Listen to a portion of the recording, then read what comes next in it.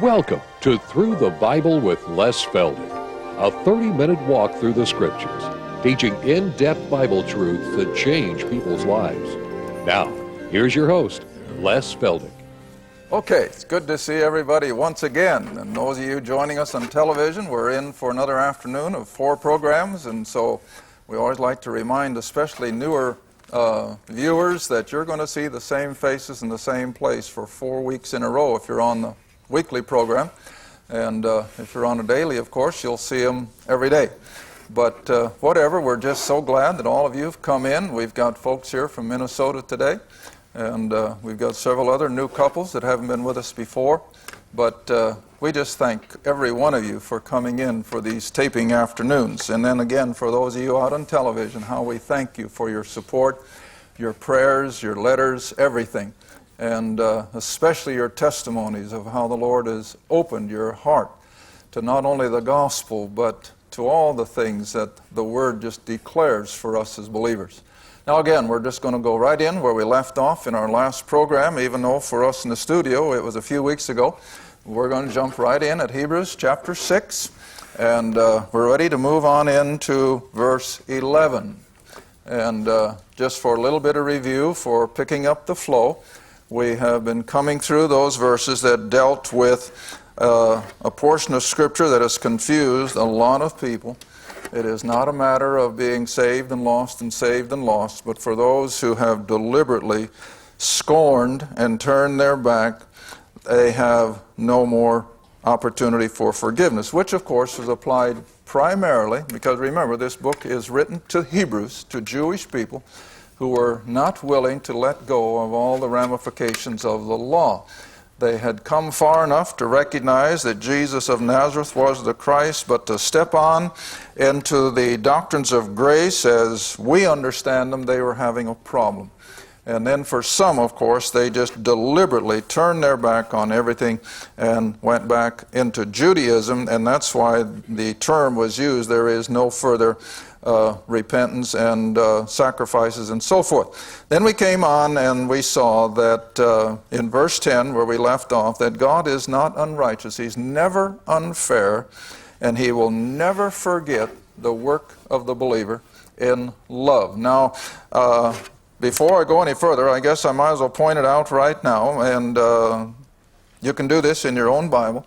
You remember when we were back in 1 Corinthians chapter 3, the very last words of that chapter are, now abideth faith, hope, and love. You all know that verse. These three. And the most, of course, is love. And then I made the point when we were teaching that if you'll watch all through Paul's epistles, you constantly see those 3 words popping up. Sometimes one at a time, maybe here and there, sometimes all 3 together. But here's another good example. Just look for it. And if you can't see it, underline them. Up here in verse 10 we have, He will never forget your work and labor of what? Love. And then you come down to verse 11, and to show diligence to the full assurance of what? Hope. And then you come all the way down to verse 12, that you be not slothful, but followers of them who through faith. There they are.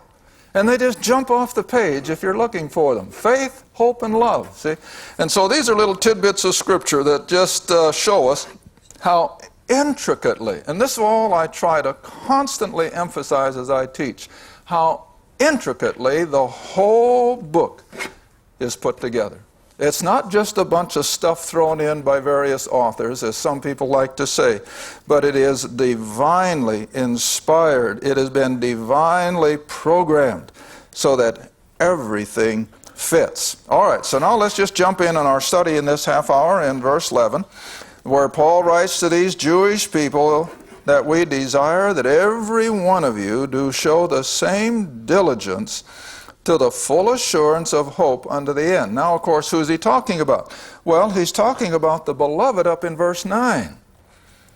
He's not talking about those who had turned their back and went back into Judaism and became apostate, but he is talking now to the believing element, see? But beloved, we're persuaded of better things of you. All right, so it's to those believers that he says they have the full assurance of hope for how long?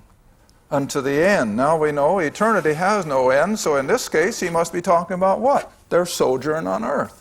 And that God will never. Now, a verse always comes to mind, and a thought like that. Just back up a few pages to Philippians. Because even though Hebrews is written to Hebrews, never lose sight of the fact that the whole concept is the same as what Paul has written to us as Gentiles. And in Philippians, chapter 1, verse 6, same concept. Philippians chapter 1, verse 6, where he writes to us as Gentiles, being confident of this very thing, that he who hath begun a good work in you, in other words, he has brought us to the place of embracing our salvation. We know that we're saved. All right, and he that hath begun a good work in you will, now that's a promise, he will perform it until the day of Jesus Christ. He will never let us go. He will never forget about us or let go of us. All right, so the same concept here, coming back to Hebrews 6, is even with these Jewish believers who had stepped right on into this same concept of Paul's gospel now, that they were full of the assurance of hope. Now, verse 12. Here is an admonition to these believers, as we pointed out in our last taping in those previous 4 programs, that they were to move on, they were to keep growing, they were to go on in grace and knowledge and unto a maturity, and leave the elementary things behind. All right, verse 12, that you be not slothful, but followers of them who through faith and patience inherit the what? The promises. Oh, the promises of God. Now, most of us are aware of the Old Testament promises given to Israel, which, of course, were all earthly promises, and they're still waiting for the good portion of it. But, you know, even for us in this church age, or this age of grace, we too have a multitude of promises. And Paul's letters are full of them. He will never leave us nor forsake us. And that we have the assurance that we are His. Romans 8, that we're what? We're joint heirs with Christ. Well, those are promises that we can hang on to and know that they are ours. Now, when it comes to promises, as I've already said, the first place we normally go and think is the Old Testament. And so does Paul. Verse 13, for when God made promise to Abraham. That's why we call that period of time in between Abraham and the giving of the law a time of promises. Because over and over, God promised the patriarchs. Number 1, to Abraham, that out of him would come a nation of people. That was a promise. Next chapter, that he would give them a geographical area of land. That was a promise. And then later on, as he comes to King David, he gives David the promise that out of him would come the royal family, which would bring forth the Messiah. Promises. And then all the promises concerning the coming kingdom, that age of peace and prosperity of which the nation of Israel has always longed. Promises. And so it's just to show us that when God makes promises, even though His wheels grind slowly, they grind surely. Okay, so read on in verse 13. So when God made promise to Abraham, because he could swear by no greater, he swore by himself. Now, you see, only God could do that. And so God can swear on the veracity of His own person that these things will come to pass. You know, I always tell people, don't ever give up on God just because things don't move as fast as we think they should. My land, how long did Abraham have to wait before he even got the first fulfillment of the promise of a son, Isaac? Almost 50 years, as far as we can determine. You can't put that in concrete because we don't know exactly how old he was when God spoke to him down in Ur. But we know he was 75 when he went from Haran down into Canaan, and we also know that he was 100 before Isaac was born. So it was somewhere between 25 and 50 years that Abraham patiently waited for the what? The promise of a son. Now, of course, we know in the meantime, he took things into his own hands for a short spat of weakened faith, but nevertheless, he came back and he waited until finally his wife Sarai brought forth Isaac. All right, so now then, with that as a backdrop, that God will never go back on his promises, this is what he told him. Verse 14, and God said, surely, blessing I will bless thee, multiplying I will multiply thee. Now always stop and think, what are we talking about? We're talking about one man who is already 75 years old. His legitimate wife is already 65, already past the normal age of expecting children, and then God makes them wait another 45, 50 years. And by that time you think they would have totally given up. But you know, isn't that the way it works? You know, I always tell people when they say, well, why do we have to go through pressures and so forth before God ends? You know, I always use the comparison. I don't know how many of you like to eat the blue Concord grapes like I do. But the first thing I do when I put a blue Concord grape in my mouth is I squeeze out the pulp. You know what I'm talking about? And how that pulp in your mouth just pops out of the skin. I hope you know what I'm talking about. Yeah, all right, that's what I want. I want some heads nodding. All right, you know how I feel when God deals with me a lot of times? I feel like the pulp in that grape skin. He just squeezes me into the corner, tighter and tighter, and I finally get to the place, God, aren't you ever going to hear me? And then, there's the answer, see? And so this is what he did even with Abraham. He just squeezed him, and I suppose Abraham was almost destitute of thinking he could no way have a son by this 90-year-old wife. And what happened? The miracle of God, she had Isaac, see? And so this is what we have to constantly remember, that God will never go back on his promises. And that's what, of course, makes our Christian experience so exciting. All right, verse 15. So after he had, what? Patiently endured. And he obtained, what? The promise. There it came. 100 years old, his wife 90, and here came the promise. Up until that time, he must have agonized, how will a nation of people possibly come from me when there's no chance that my wife can have a child? But you see, Abraham, and a lot of times, just like we underestimate the power of God. But it came, and he got the promise. All right, verse 16. We're going to move through these a little more quickly. And so, for men verily swear by the greater. In other words, the more authority you can get backing you up, the better we like it, huh? I imagine if you deal with corporations, I've found that you don't like to make the underlings angry and like that, but I've found one thing. If you want to get something done, you go as far up the ladder as you possibly can. Even if you have to bypass a few people that won't like it. You go to the top if you want to get something done. And so this is the same way here. Why go to anything less than the God of creation? Because he is the greatest that can give a word of promise.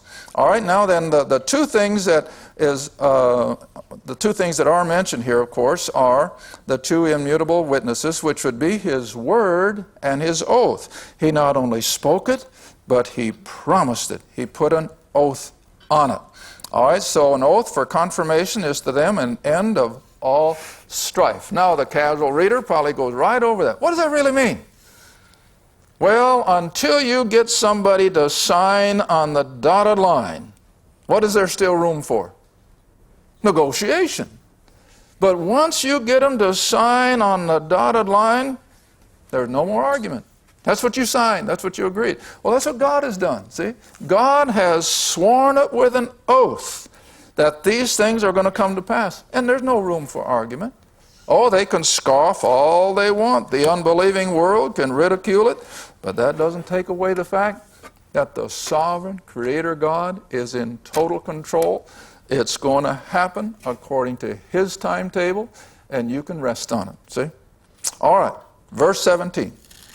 Wherein God, willing more abundantly to show unto the heirs of promise the immutability of His counsel, and He confirmed it with an oath, that by two immutable things, that's what I just made mention of, that by two immutable or unchangeable things in which it was impossible for God to lie. God cannot lie. And we might have a strong consolation. In other words, we can rest on these promises. I think for us today, the world is in a turmoil like I don't think it has ever been before. When I pick up my weekly news magazines, and it's the Philippines, it's Indonesia, it's China, it's Taiwan, it's India, Pakistan, Afghanistan, Somaliland, Israel, you just go all around the globe and it's conflagration. Never have I seen it, at least in my lifetime, so completely global. Now we know everything else is global, so are the problems, see? Now, the secular world out there doesn't have an answer for it. All they do is worry and lose sleep and wonder whether there's going to be another Enron tomorrow. They don't know. Well, we could care less because, you see, we haven't got all our money tied up in earthly stocks. We've got ours put up in heaven. And it's from there that we look for all of our final returns, see? But here we have it, that since God cannot lie, He has given us all these promises that, yes, all the turmoil of the world has to happen. It doesn't surprise me. I hope it doesn't surprise you. Because out of all this, you see, the world is just getting set. The stage is getting prepared for the coming of the Antichrist. And he's going to bring in a pseudo peace. He's going to bring in what they normally think the Messiah would bring. And so we know all these things are coming. And now, finish the verse. And so we are like those who have fled for refuge, safety, protection, to lay hold upon the hope set before us. Now, not many people would even think it, I don't suppose, but when I saw that word refuge as I was preparing this, what was the first thing I thought of? What's the first thing you think of? The cities of refuge. The cities of refuge in Israel's history. Let's go back to Joshua.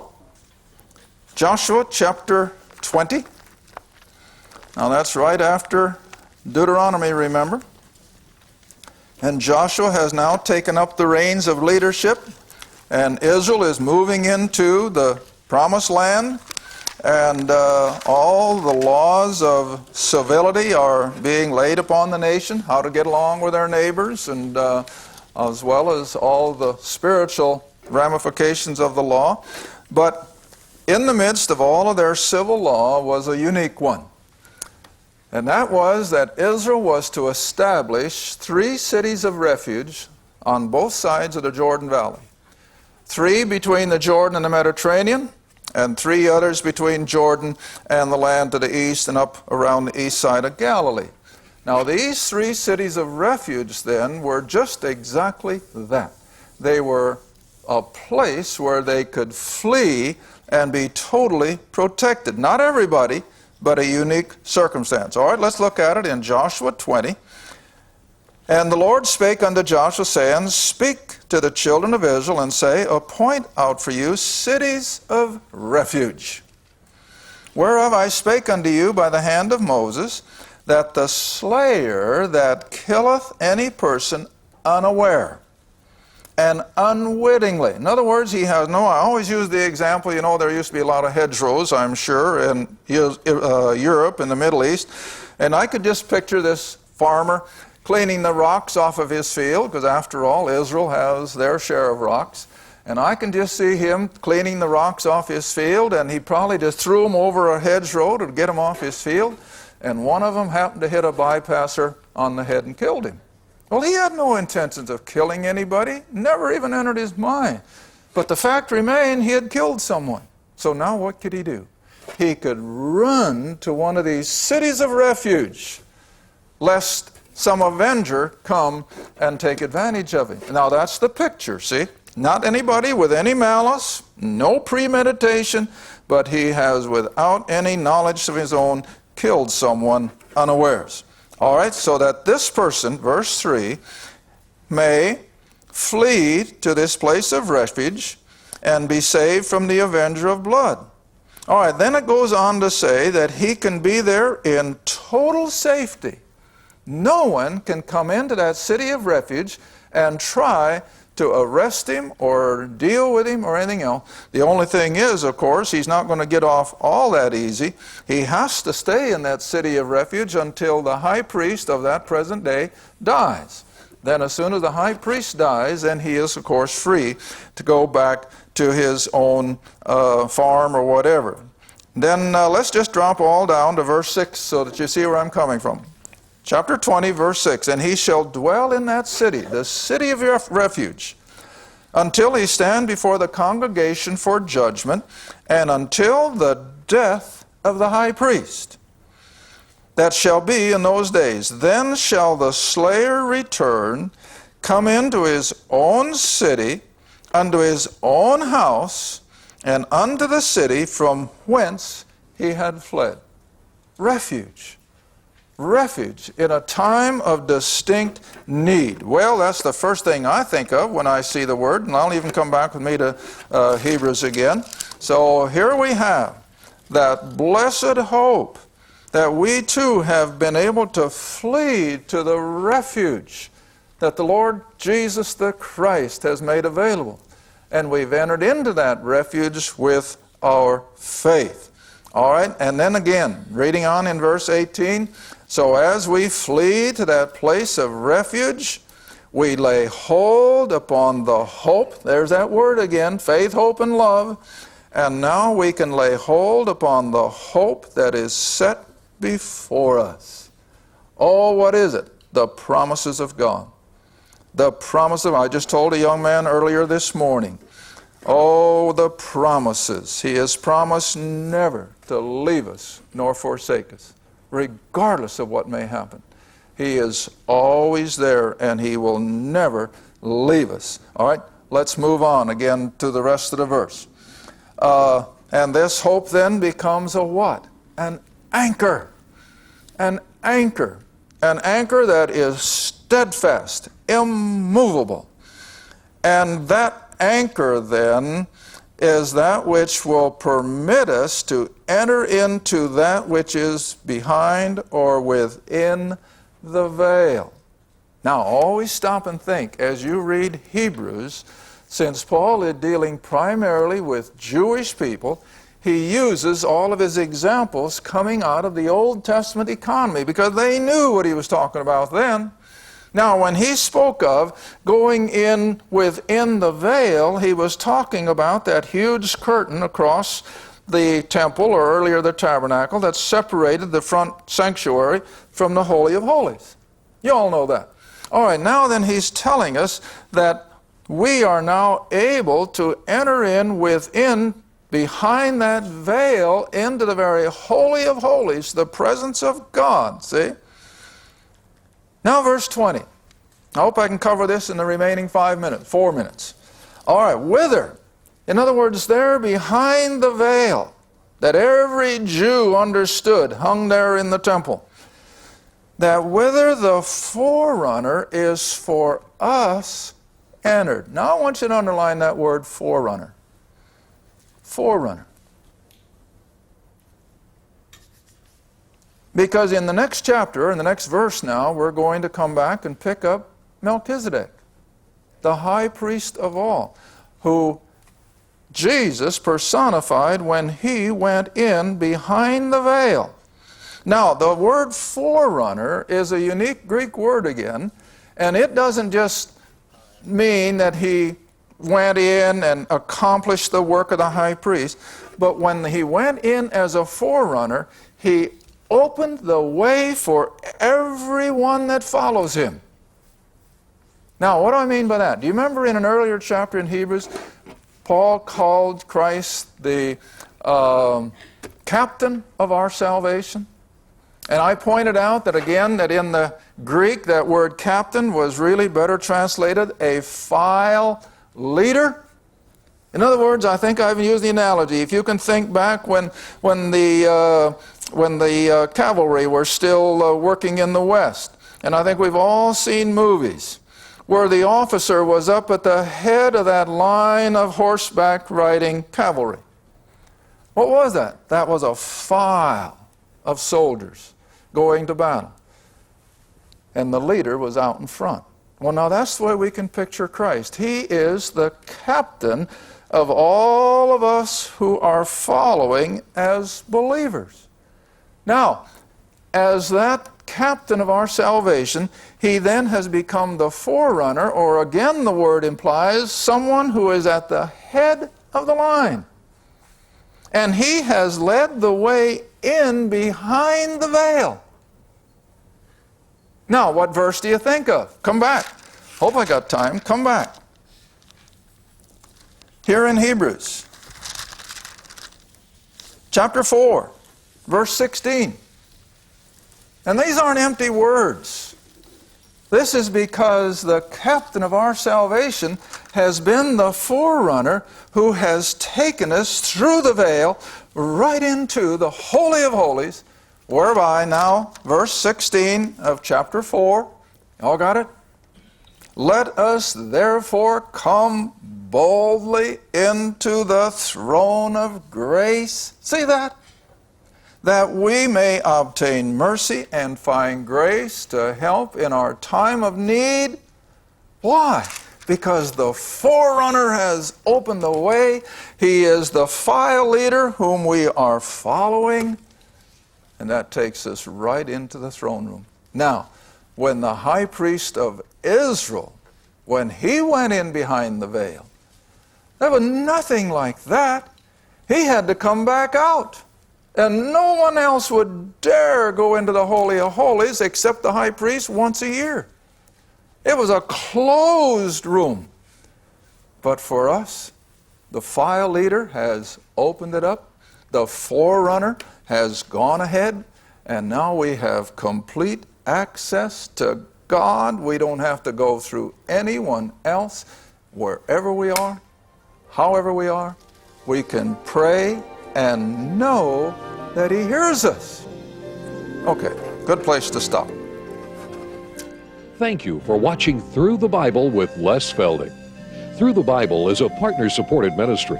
If this program has been a help to your study of the Scriptures and you'd like to see others enjoy the teaching, your support would be greatly appreciated. Write to us at Les Feldick Ministries, Route 1, Box 760, Kinta, Oklahoma 74552, or call 1-800-369-7856. Remember, all programs are available in printed form, audio cassette, and videotape. Be sure to tune in next time to Through the Bible with Les Feldick.